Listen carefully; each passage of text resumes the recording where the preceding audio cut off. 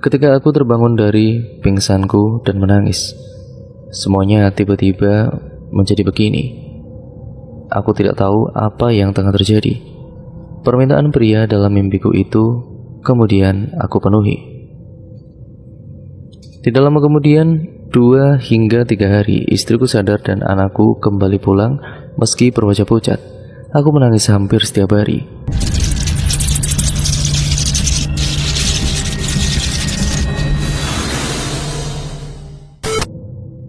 Bu, Andre cuma bermain di rumah Hasbi kok. Berangkat dulu ya bu, assalamualaikum. Kekhawatiran ibu Andre bukanlah hal yang aneh di kampung Sidorejo belakangan ini. Pasalnya, banyak anak kecil yang meninggal di kampung Sidorejo ini, ya dengan alasan yang tidak jelas. Dalam seminggu, ada 3 orang anak yang bisa meninggal dunia. Tidak ada yang tahu penyebab pasti peristiwa itu. Namun orang-orang bisa menandai satu kesamaan dari kejadian tersebut. Semua anak yang meninggal adalah anak sehat yang tiba-tiba menderita demam tinggi. Semuanya sudah dibawa ke rumah sakit, dan seperti biasa, dengan gejala demam itu, dokter hanya akan mendiagnosis anak-anak itu dengan penyakit flu atau paling parah itu ya tipus. Namun, 3 hari dirawat di rumah sakit, anak-anak itu pasti meninggal dunia. Polanya sama. Maka dari itu, para ibu-ibu sangat khawatir ketika mengizinkan anaknya bermain sepulang sekolah. Sebab banyak dari mereka yang beranggapan bahwa anak-anak yang masih bermain saat fajar, yang mulai menyingsing itu, ditempeli makhluk halus. Tidak heran jika ibu Andre menyuruhnya pulang paling lambat jam 5 sore. Namun tidak ada yang bisa memastikan hal itu sepenuhnya benar, karena ada satu anak yang justru sedang asik bermain di rumahnya sendiri di siang bolong. Hal itu juga tidak berlaku kepada Andre. Ia mendengar rumor anak kecil harus pulang ke rumah sebelum datang senja. Kalau tidak, mereka akan dimakan makhluk halus. Jujur saja, Andre adalah anak penakut. Bahkan saat bermain dengan Hasbi, ia terburu-buru pulang bahkan sebelum jam 4 sore. Namun rumor yang dipercayai Andre itu tidak dapat membantunya tertimpa kesialan. Ia tiba-tiba saja jatuh sakit. Badannya panas meriang. Andre seperti sudah tidak mengenali siapa dirinya lagi karena saking tingginya panas di badan Andre. Ibunya sangat khawatir. Sebagai salah satu oknum yang mempercayai rumor itu, dia merasa heran bercampur kesal. Ibu Andre sangat menyayangi anak satu-satunya itu. Karena tidak ingin kehilangannya, dia memutuskan untuk memanggil orang pintar untuk mencari tahu sebab Andre sakit. Ibu Andre duduk di ujung kasur Andre. Sang dukun yang dipanggilnya ibunya itu sedang menerawang melalui tubuh Andre. Ia memejamkan mata dan menggerakkan tangannya di udara sambil merapalkan kalimat-kalimat sakti. Beberapa menit kemudian dukun itu berhenti. Ia menatap ibu Andre dengan tatapan nanar. Anak kamu mau dijadikan tumbal oleh pesugihan yang dianut oleh seseorang, kata dukun itu. Ibu Andre tidak percaya perkataan dukun itu. Bagaimana bisa?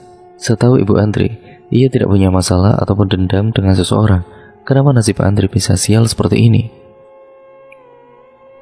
Oleh siapa, Ki? Tanya ibunya khawatir. Saya tidak tahu, tapi dia mengirimkan sebuah roh yang menguasai tubuh anak kamu sampai dia meninggal. Roh itu menghalangiku untuk mencari tahu siapa pelaku sebenarnya, kata dukun yang bernama Ki Selong menjelaskan. Lalu bagaimana caranya mengetahui pelakunya, Ki? Aku tidak mau anakku jadi tumbal selanjutnya, kata ibu Andre di sela-sela tangisannya. Kita harus memanggil roh itu menggunakan tubuh Andre, jawab Ki Selong. Malam itu juga Ki Selong akan melakukan ritual untuk memanggil roh jahat di dalam tubuh Andre. Ia berencana membongkar praktik pesugihan yang dilakukan oleh pelaku yang sampai saat ini belum diketahui identitasnya. Ritual itu dilakukan di depan rumah Andre. Semua orang di kampung bergerombol untuk menyaksikan siapa pelaku yang menyebabkan nyawa banyak anak melayang. Namun tidak hanya itu saja, akhir-akhir ini Desa Sidorejo sering dikagetkan dengan serentetan kejadian menyebalkan. Di antaranya banyak uang warga yang hilang. Memang, desa itu terkenal dengan para penduduknya yang makmur dan kaya raya. Mungkin karena itulah pelaku mengejar desa ini untuk dirampas harta bendanya. Tidak hanya itu, pelaku juga kerap mengambil binatang ternak seperti sapi dan juga kambing milik warga. Hal ini membuat seluruh warga Sidorejo kesal. Mereka bertanya-tanya, siapa sebenarnya dalang dari semua ini? Yang mereka tahu sistem keamanan di desa itu sudah lumayan canggih. Akhirnya atas perintah seksi keamanan desa, pemuda desa ditugaskan untuk berjaga giliran setiap malamnya. Warga desa itu juga sepakat membuat sayembara yang menjanjikan uang 100 juta rupiah bagi siapapun yang dapat menangkap pelaku. Sumadi, salah satu pemuda desa yang berjaga malam ini, sangatlah semangat dengan gilirannya. Pasalnya, ia sangat menginginkan uang itu. Kalau ia bisa menang, ya uang itu akan ia gunakan untuk biaya perkawinannya dengan Siti bulan depan. Sumadi datang bersama 3 pemuda desa lainnya, Suparjo, Jono, dan juga Mat. Mereka duduk melingkar di pos ronda untuk mendiskusikan kerja mereka malam ini. Tapi alih-alih berdiskusi tentang itu, mereka malah asik melontarkan opininya masing-masing untuk menebak siapa pelaku di balik semua ini. Suparjo, yang lebih tua setahun dari yang lainnya, memulai pembicaraan. Kalau dipikir-pikir, Pak Gatot itu bisa dicurigai loh. Kenapa kamu mencurigai dia, Jo? Bukannya dia sudah kaya ya? Tanya Jono sambil menyesap sebatang rokok. Adalah, kok kalian tidak tahu sih? Pak Gatot itu kan mau nyalon menggantikan Kades yang sekarang. Makanya dia butuh duit yang besar buat mendanai kampanyenya. Kemarin beliau malah sudah datang ke rumah, nawarin Bapak duit. Tapi Bapak tidak mau. Dia masih suka sama gadis yang sekarang. Jelas Suparjo panjang lebar. Masa mebel segede itu masih kurang, Jo? Nggak mungkin ah. Aku yakin pasti pelakunya Bu Suratmi. Lawang warung kecilnya yang buka-buka sebulan-sebulan itu sudah bikin cabang di mana-mana kok. Pasti dia akan gunakan uang-uang yang dicuri itu buat modal bangun cabang-cabang itu. Tanggal Mat. Kalau itu mah beda lagi, Mat. Sudah jadi rahasia umum kalau Bu Suratmi pakai pesugihan biar dagangannya itu laris. Dia tidak ada hubungannya sama kejadian ini. Kalau menurutku, maling yang satu ini cerdas. Lihat saja, di seluruh desa kita kan sudah banyak CCTV-nya. Tapi saat dicek, tidak ada satupun tanda-tanda mencurigakan dari orang-orang.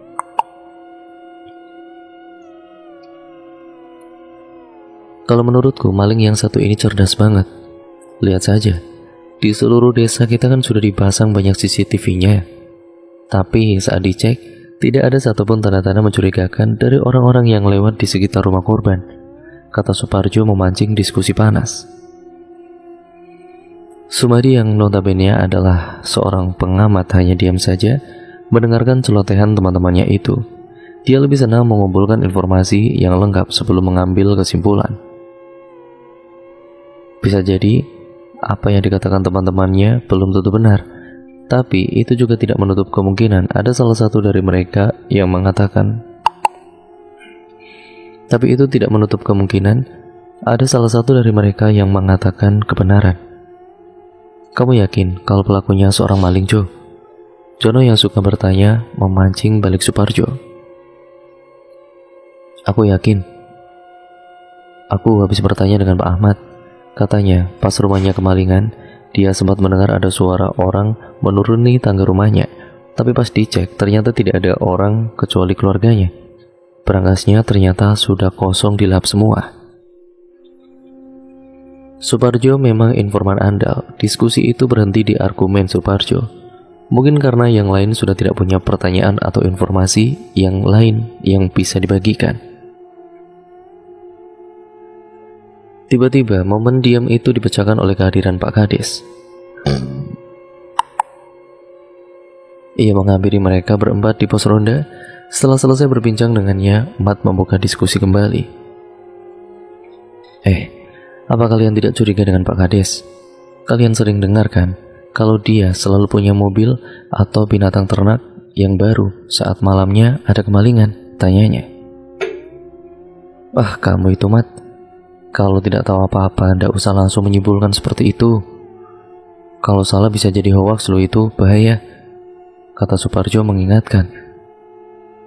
Loh, tapi kan bisa jadi, cuy. Saya juga kadang terheran kok. Pak Kades itu tidak terlalu kaya, tapi kok bisa mengalir terus duitnya? Dari mana coba? Jono mulai curiga juga. Masa kalian tidak tahu juga? Itu mah praktik biasa buat pejabat-pejabat.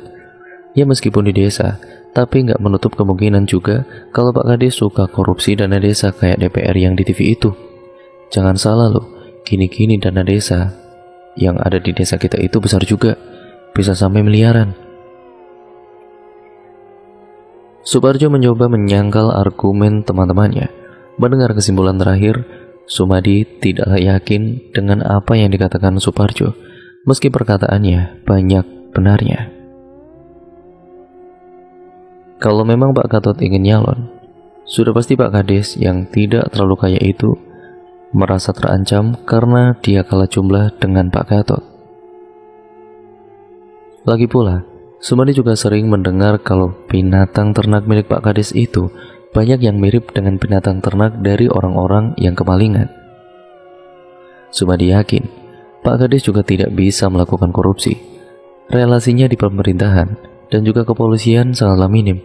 Kalau dia ketahuan, dia tidak bisa mengelak atau menyogok agar bisa keluar dari hukuman. Di kediamannya Ibu Andre, di tengah kerumunan waktu itu, ada Kiselong yang sudah bersiap-siap dan tubuh Andre yang didudukkan di kursi. Bapak Ibu semuanya, dimohon memberikan jarak agar Kiselong leluasa ya. Hari ini kita akan segera mengetahui siapa pelaku di balik ini semua, kata ayah Andre memberikan pengumuman. Tidak lama setelah itu, ritual dimulai. Kiselong membacakan mantra-mantra yang tidak seorang pun tahu artinya. Tiba-tiba tubuh Andre bergetar, matanya tiba-tiba membelalak dan tubuhnya memberontak. Untung saja Kiselong sudah mengikat tangan Andre dan juga kakinya di kursi, ya sehingga dia tidak bisa lari kemana-mana. Setelah itu Kiselong pun mulai menanyainya. Kenapa kamu berada di tubuh anak ini? Kata Kiselong. Aku akan menjadikannya santapanku. Anak-anak kalian yang mati itu adalah perbuatanku. Ada seseorang di kampung ini yang meminta kekayaan kepadaku. Aku tentu tidak akan membiarkannya secara cuma-cuma. Jadi aku minta tumbal anak-anak itu.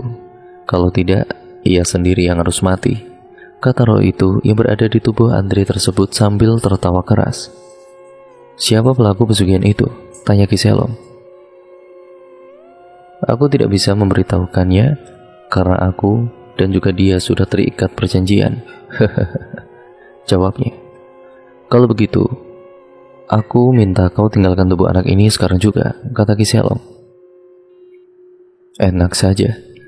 Apa yang akan kumakan jika aku meninggalkan tubuh anak ini? Kata roh itu dengan kesal. Lawan aku.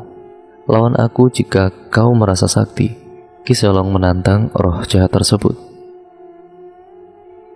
Sehingga ceritanya mereka bertarung habis-habisan melalui tenaga dalam. Pertarungan itu sangat sengit. Berkali-kali tubuh Kiselong terhempas. Roh itu memang diakuinya sangat kuat. Namun, saat roh itu sudah merasa menang dan berbalik arah, kesempatan itu tidak disia-siakan oleh Kiselong. Ia lalu menyerang roh itu dari belakang dengan menyodokkan kedua tangannya di punggung Andre. Roh itu akhirnya kalah. Ampuni aku, jangan masukkan aku dalam kotak itu, kata roh itu memohon. Kalau kau masih menyebabkan kegaduhan di sini, aku tidak punya pilihan lain selain menyegilmu di kotak ini, jawab Kiselong. Tunggu, aku akan memberitahu siapa pelakunya, kata roh itu tiba-tiba. Kiselong terdiam. Semua warga yang bersorak atas kemenangannya juga tiba-tiba menutup mulutnya. Pelakunya. Belum selesai menjawab pertanyaan dari Ki Selong, tiba-tiba ada suara teriakan dari arah rumah Pak Gatot. Teriakan itu terdengar seperti teriakan perempuan. Sepertinya istrinya Pak Gatot ini telah bertemu hantu atau makhluk aneh lainnya di rumah. Tidak lama kemudian orang-orang berkumpul di rumah Pak Gatot. Keempat pemuda yang sedang bertugas ronda itu juga bergegas menuju rumah tersebut. Ternyata Pak Gatot telah menangkap seekor kelelawar yang ukurannya lumayan besar. Aneh sekali, pikir Sumadi. Mana ada kelelawar tumbuh sebesar itu? Tiba-tiba kelelawar itu berubah menjadi seseorang.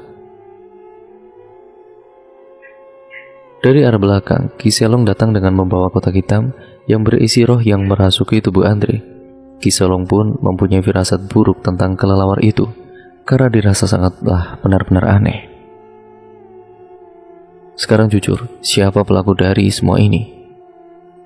Tanya Ki Selong pada roh yang dibawanya. Pelakunya adalah kades kalian sendiri, kata roh itu dengan jelas.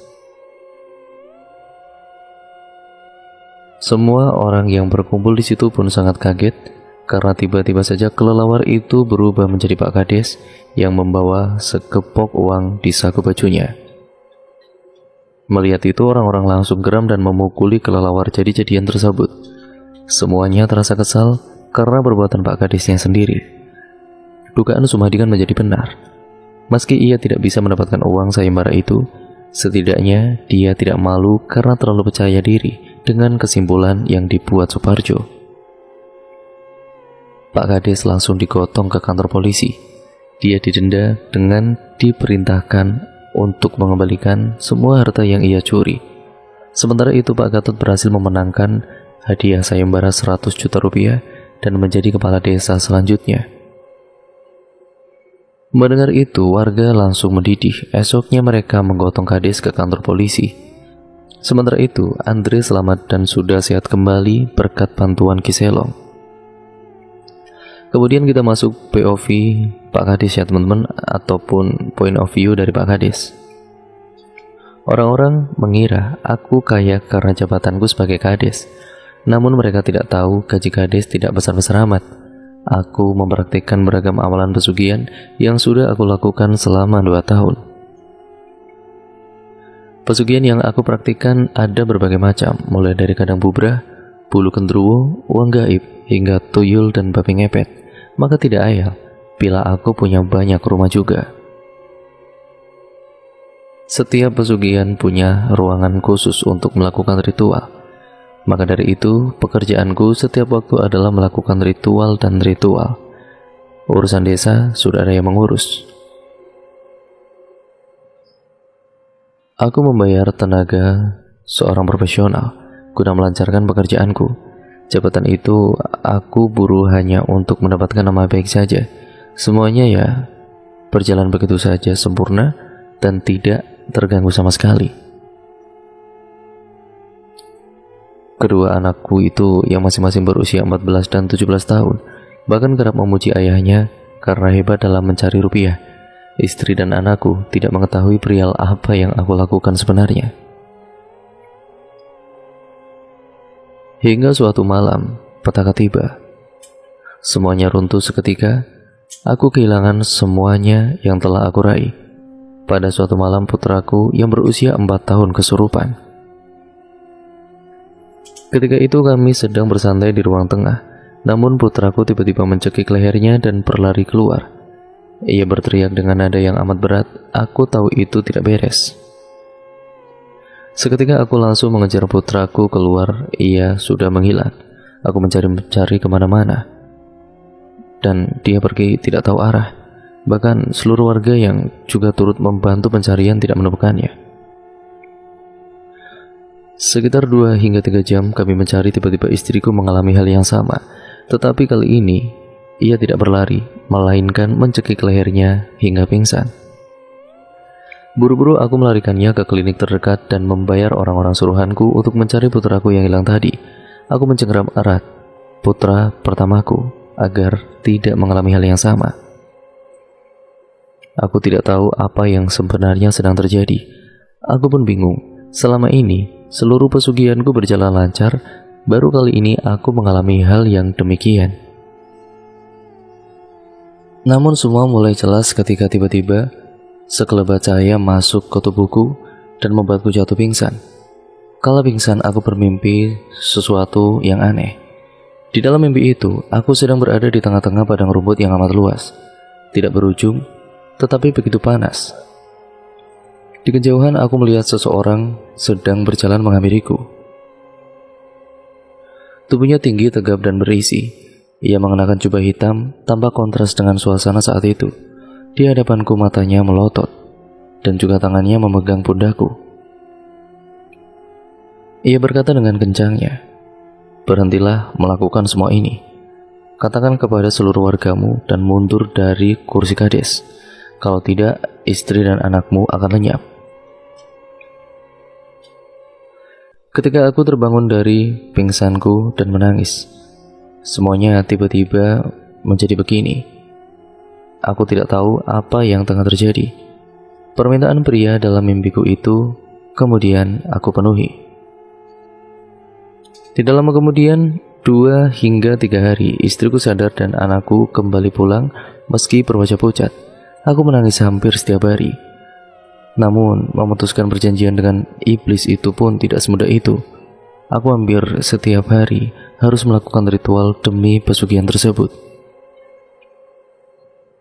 Kadangkala aku menjadi kelelawar, babi ngepet, maupun maling yang dalam sekejap bisa menghilang. Dan ya, tumbal yang harus kuserahkan ini harus anak-anak yang belum balik. Selama bertahun-tahun, kehidupannya selalu mentereng. Hampir seluruh keluarganya menjadi orang terpandang. Anak-anaknya menjadi pengusaha, dokter, tentara, hingga pejabat. Alhasil keluarganya begitu disegani oleh para tetangganya. Namun sialnya, saat mantan kades itu sedang beroperasi di salah satu rumah warga, dia tertangkap oleh Pak Gatot. Warga sekitar marah kala mendengar pengakuannya. Mereka membakar seluruh aset yang dimilikinya dan mengusir mereka dari kampung itu. Mereka pun menjadi gelandangan selama hampir 1 tahun. Mereka hidup di sebuah desa yang sepi penghuni, hidup dengan serba kekurangan. Belum lagi dampak dari ritual pesugihan yang mantan gadis itu lakukan sangat menyiksanya. Hampir setiap hari ia selalu dibayang-bayangi oleh sesembahannya. Apalagi setiap malamnya mantan gadis itu selalu mendengar suara tangisan dan jeritan anak kecil. Hal-hal aneh tersebut semakin menggila. Kini ia melihat orang-orang yang mati karena menjadi tumbal pesugihannya terus mengikutinya kemanapun ia pergi. Tentu saja mantan gadis itu mengenali mereka. Mereka adalah anak dari paman, sepupu hingga keponakannya sendiri. Jika sudah melihat bayang-bayang para korban-korbannya itu, ia akan berteriak-teriak kencang dan membenturkan kepalanya sendiri berkali-kali ke dinding.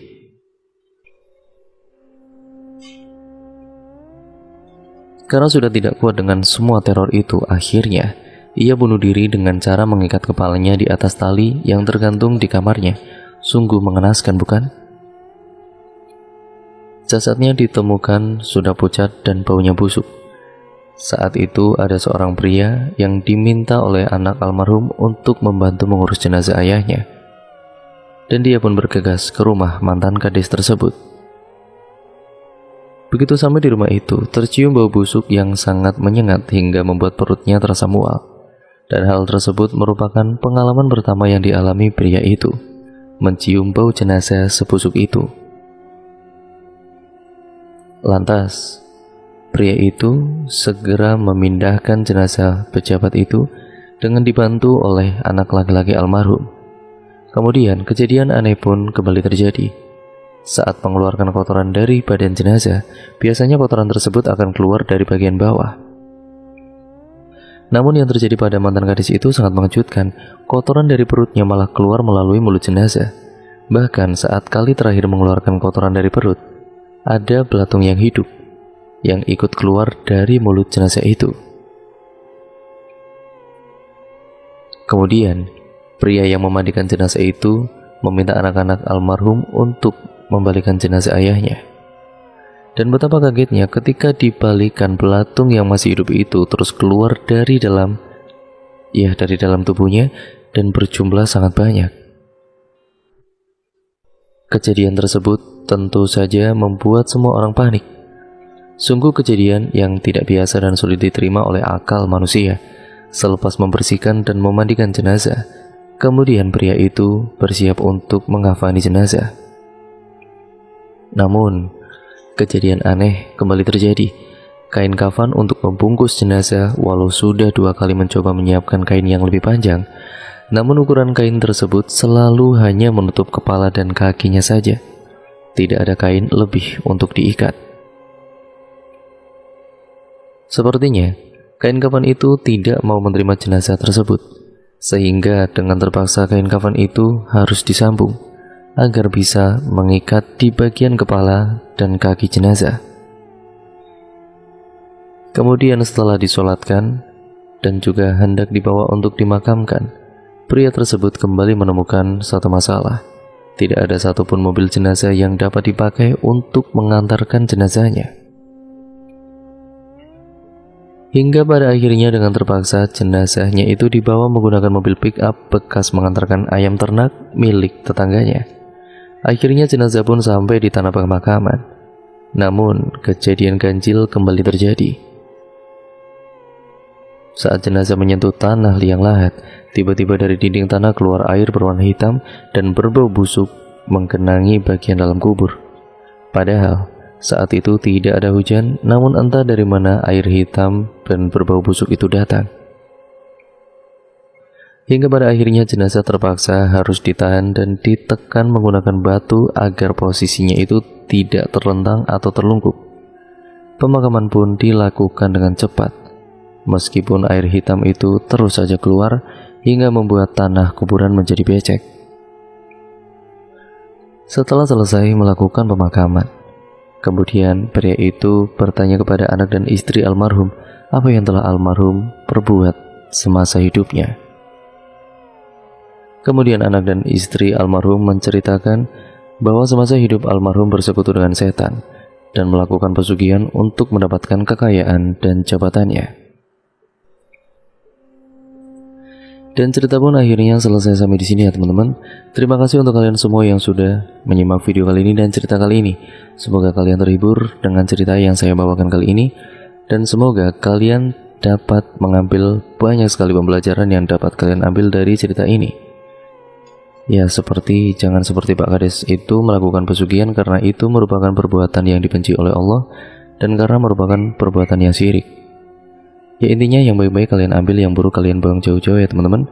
Jadikan itu sebagai pembelajaran untuk kita semua tentunya, agar kita menjadi manusia yang jauh lebih baik lagi ke depannya. Terima kasih atas support kalian selama ini untuk channel ini. Tanpa kalian juga channel ini tidak akan bisa sebesar ini.